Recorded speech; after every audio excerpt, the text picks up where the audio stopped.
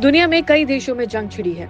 रूस, Ukraine, Israel, Iran, ये वो तमाम देश हैं जिनमें लोग हर दिन अपनी जान गंवा रहे हैं। अपने देश को बचाने के लिए देश के राष्ट्रपति हो या प्रधानमंत्री हो, वो पूरी जी जान लगा रहे हैं। वहीं अब रूसी राष्ट्रपति व्लादिमीर पुतिन ने अपनी प्रेस कॉन्फ्रेंस में ऑरिस्टिक मिसाइल को लेकर एक बड़ा दावा किया है। पुतिन ने इसे एक नई किस्म का हथियार बताया और कहा कि इसे रोकने के लिए सोचना भी मुश्किल है।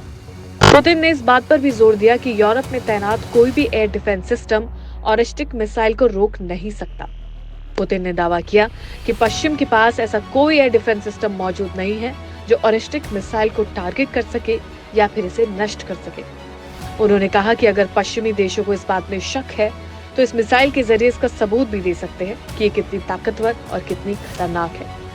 पुतिन ने यह भी बताया कि ऑरिस्टिक मिसाइल को रूस की पहले ही डिजाइन के आधार पर तैयार किया गया है और इसके प्रोडक्शन की इजाजत भी खुद पुतिन ने दी थी। पुतिन से एक सवाल किया गया कि इस मिसाइल का नाम आखिर ऑरिस्टिक क्यों रखा गया।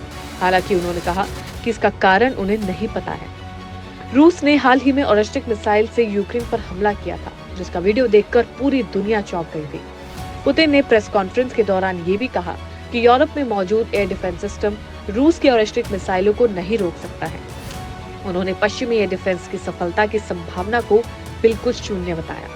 वहीं ऑरिस्टिक मिसाइल की ताकत पर शक करने वाले पश्चिमी रिसर्चर्स को पुतिन ने खुली चेतावनी दी है कि वो चाहे तो उन्हें इस मिसाइल की ताकत दिखा सकते हैं।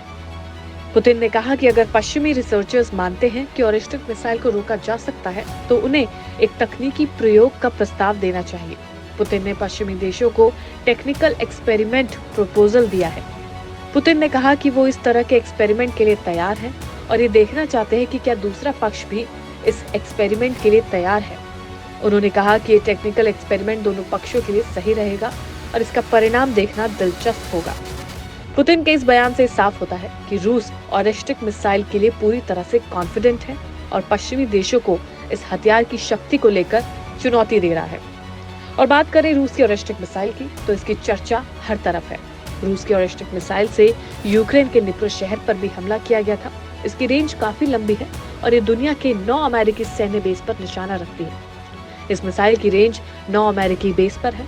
अगर रूस को उकसाया गया तो ये जंग बेहद खतरनाक मोड़ ले सकती है।